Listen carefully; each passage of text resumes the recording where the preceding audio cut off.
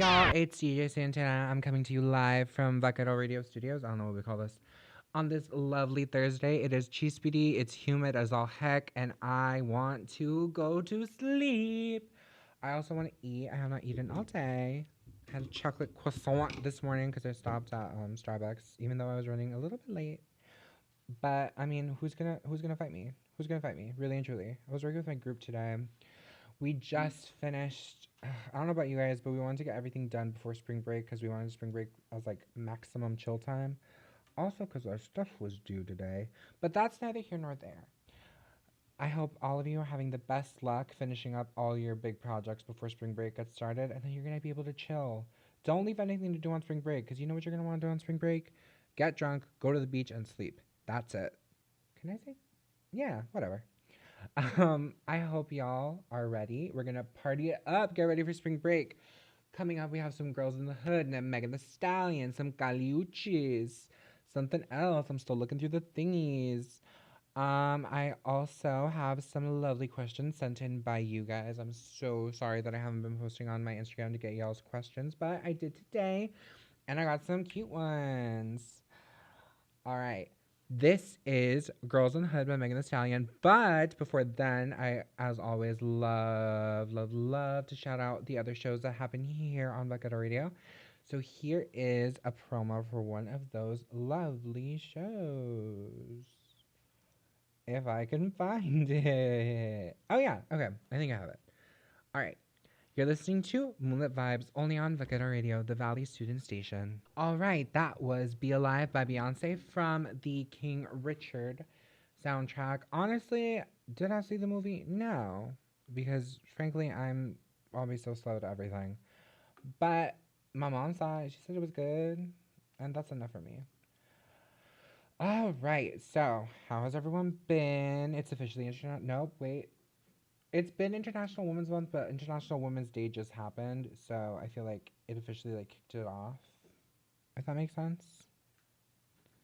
If you want to listen to some cool tunes, cool tunes. If you want to listen to some fun songs about like femininity and womanness, you can check it out on Spotify. Um, yeah, you can go to the newsroom at UTRGV Spotify, which I just plugged in right now, and if someone yells at me, I'm gonna cry. Um, but yeah, I'm tired. I know everyone else is tired. I'm so ready for this semester to just like be done, and I would like to go to sleep for like a while. I needed spring break. I don't know how. I don't know what I would do if there had been no spring break. I think I would have to just like give up. Um, it's just, a pop up just popped up on the computer, but that's not my business. Oh, I forgot to. All right, and also I'm streaming on Twitch if you want to see my cute face. I'm wearing a very cute top and my sister's necklace. Um, Abby, if you're listening to this, you might never get this necklace back. Um, yeah, I don't know. I'm having a great time personally, aside from being exhausted all the time. This semester has been kind of fun. I don't know. It's been not the worst. I feel like I finally have like normalcy in my. Oh my god. Hold on, give me 1 second. I think music just started playing and I didn't press play. Love that for me.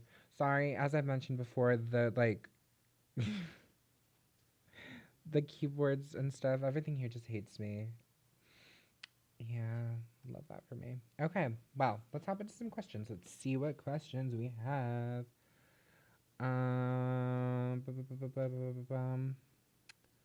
Let me.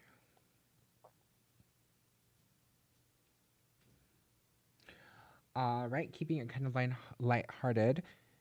How do I go about introducing my polycule to my family? I would like to preface this by saying I respect polyamory. I think it's cool. I think more people should. I think more people are built for it than they assume, but also I'm not. I'm so not built for polyamory, like at all. Like at all. No. I'm not. It makes me it's I'm literally like, oh my god. What is that? Oh, I'm sorry. I don't know. I introducing your polycule to your family is one, congratulations that you're at that point in your relationship where you feel like it's time to introduce your partners to your family. I think that's super cool and I'm very, good for you. I think that's amazing. Personally, I respect polyamory. I understand that it works for some people. It doesn't work for me, but that's okay. That's okay. I think I mean, by now, your family has to know that you're dating someone. They just probably don't know who or how many people. But it can be interesting to. Hmm. I would say if they already know at least one person that you're dating, cool. Start there and just slowly start introducing more and more people. And then if they're like, oh, wow, you're like really going in and out of relationships, just be like, actually, we're all in a relationship with each other. And bada bing, bada boom. You got it. It it might not be you know the way that will get um. You also know your family, and you know that you know what they can handle, how well they can handle it, and things like that. It is a hard question because honestly, this is one of those things where it's kind of outside of my realm of expertise. Not because I'm stupid, but because I can barely handle single person monogamous relationships, let alone polyamorous relationships with multiple people. But good for you. Good for you to being in that point in your relationship where you feel like it's time to introduce them to your family. And I think I wish you nothing but the best. And I hope that everything goes well. Let's pull a card out just see what the cards say, because I barely give you any advice. I mean, realistically, I think starting off slow and introducing your partners to your family slowly could be cute. You also It's okay for you not to introduce them to your family when you tell them. You could just start off and be like, hi, okay, so I'm in a polyamorous relationship, and here's what that is, because there's going to be questions. Um, there is going to be so many questions. Just try to circumvent that as best as you can. Not because you're ashamed or anything, but because these are questions that are going to be asked, and they I don't know your family, but they probably won't come from a place of malice.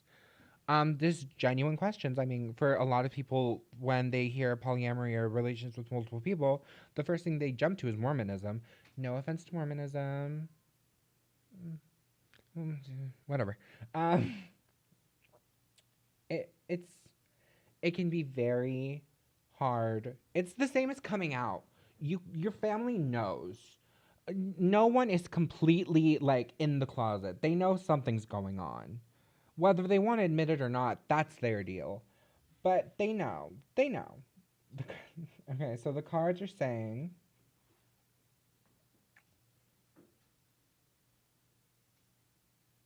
okay. So you got the Page of Swords. Now, this talks about when it talks about people, it talks about a person who is a diplomat, a diplomatic person. They can have like a government position, sort of something like that. But in this moment, I think it means the sort of spying. Someone around you already knows that you're in a polycule and they have told your family. People know. At this point, that's what the cards are saying. The cat's out of the bag, so to speak. So you don't have to worry so much about like shocking them. Everyone kind of knows what's going on. And I mean, it really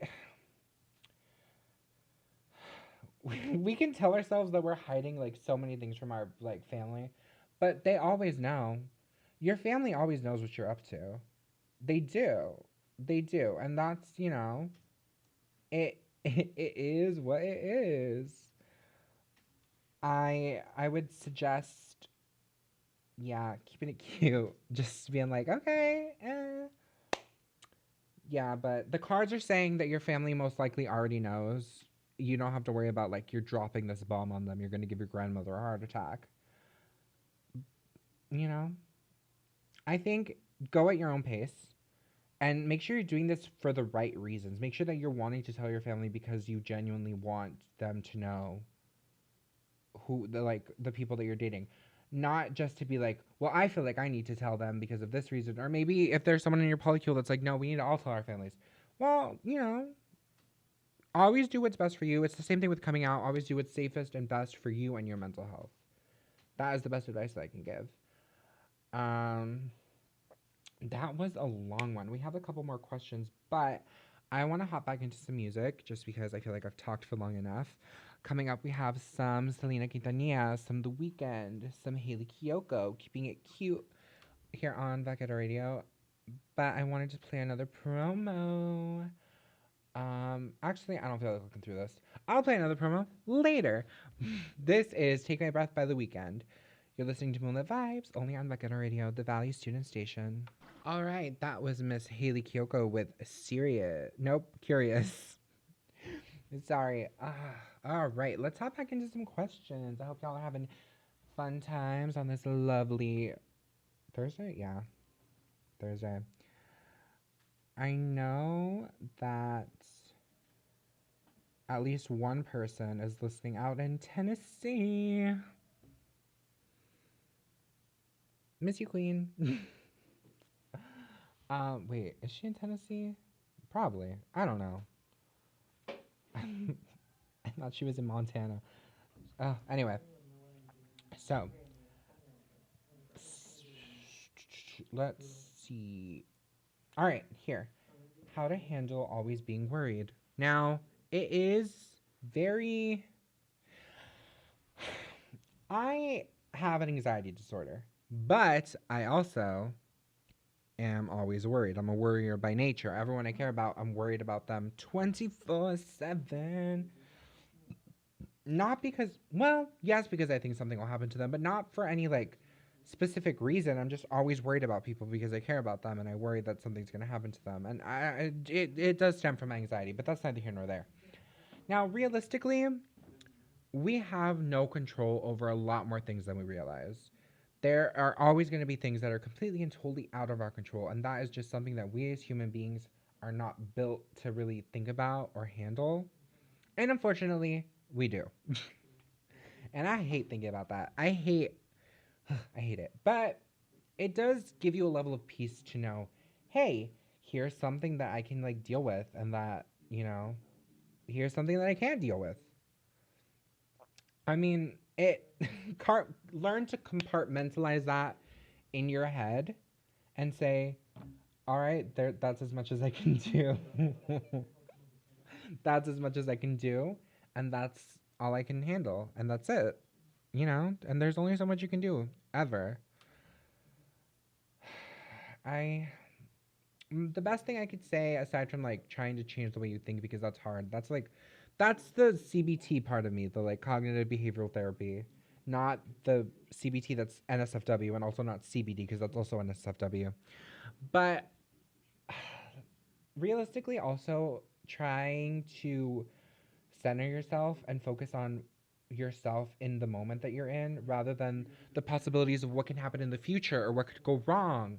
Because I catastrophize so much. And I know that about myself. I know that I have to actively work against catastrophizing because I am just like, no, the worst thing that could happen will happen. And that is the only way that I think of things and the only way that I look at things. And it sucks. And it has taken me years to be able to say, you know what? Let me not think like that. Let me think this way. I think that learning to let go learning to know when to let go is hard. It's also hard to learn how to let go. And that's something that's different for everyone and that's something that only you can figure out for yourself and it takes introspection, which is hard, but it is doable. Um let's see what the cards have to say. What if they're just like, actually, you have a bunch of things you should be worried about? I also noticed that I don't worry about the things that I should worry about.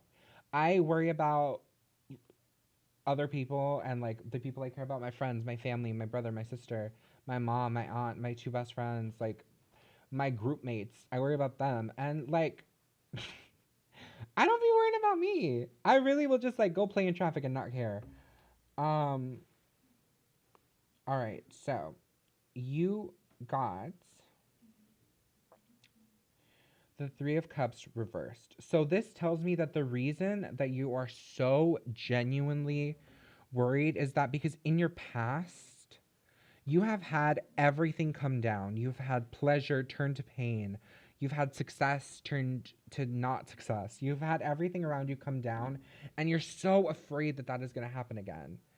And I understand that because I too have like dealt with those situations where I have put all my work in and I just have not been able to do anything about it. And that sucks.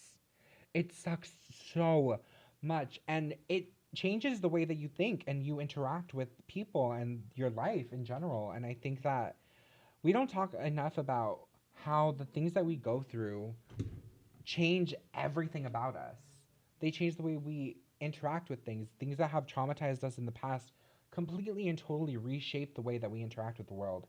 And it needs to be talked about a little bit more. It does. But this has told me that you have moved past that point. You're not in it anymore. That was something in your past. Your fears do come from a real place. But you cannot let those fears, you cannot let what has happened in the past continue to shape who you are in the future. Because if you got one foot in the past and one foot in the future, you're peeing on today. Can I say that? I don't think I can. Whatever. Um, yeah, and you can't do it to yourself, and it sucks. I genuinely look inward. Look at yourself and be like, what am I doing? Why am I doing this? Who does this benefit, really and truly? And just allow yourself those moments of respite from your worries. Whew, my God, I got real deep in that one. All right, here is another question. Oh, wait, hold on. I literally just had it and I lost it. Oh. How to handle new relationships after getting out of a toxic relationship. The first thing that you have to ask yourself, and I do know I know everyone who sends these messages, but the first thing you have to ask yourself outside of the normal things is, am I ready to move on to a new relationship? Am I at the point in my life where I won't continue to make the same mistakes that I have before? How much is my past shaping the decisions I'm making now with the person that I'm with? That's what you have to ask yourself, because as much as a lot of my advice comes down to worrying about yourself, you have to remember that a relationship involves two people, you and your partner. And if you are not in the proper mindset to be in a relationship, then your partner is not going to be in a good relationship. You have to remember that as much as we as human beings want relationships, sometimes they are not meant to happen in that moment.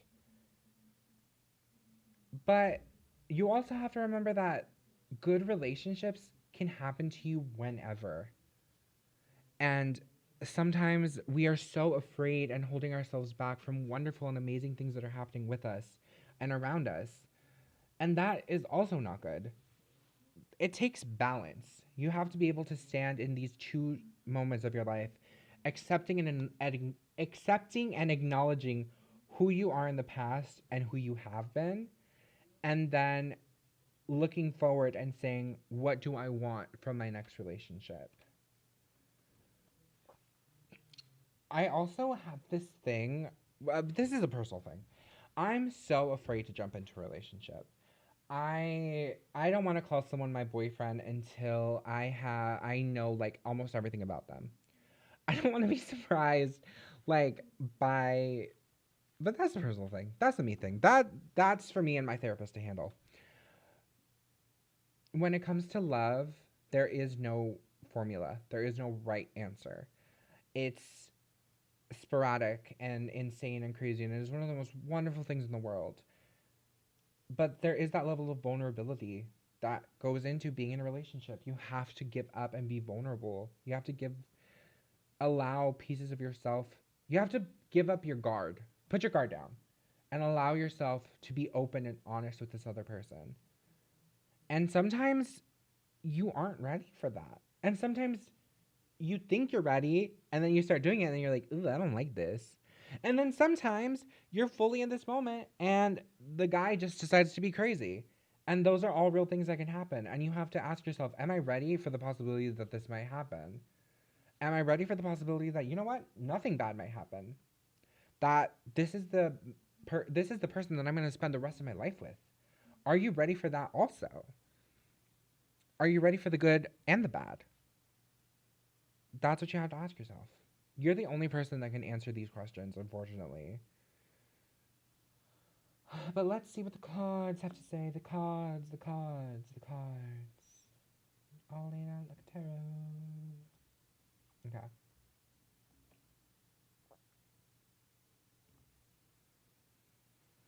So you received the moon.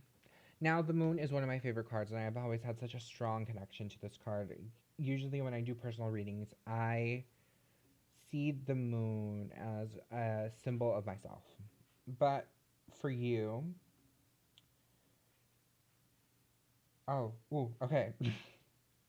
You got the moon upright.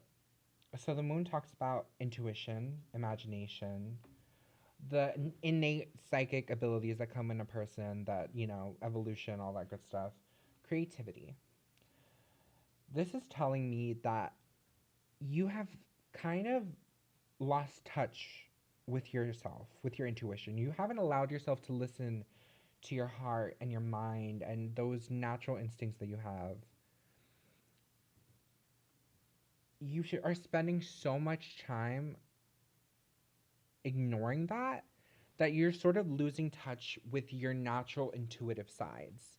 And this is also telling me that you are almost losing yourself in imagination and the possibility of what could be, whether in a negative aspect or in a good aspect.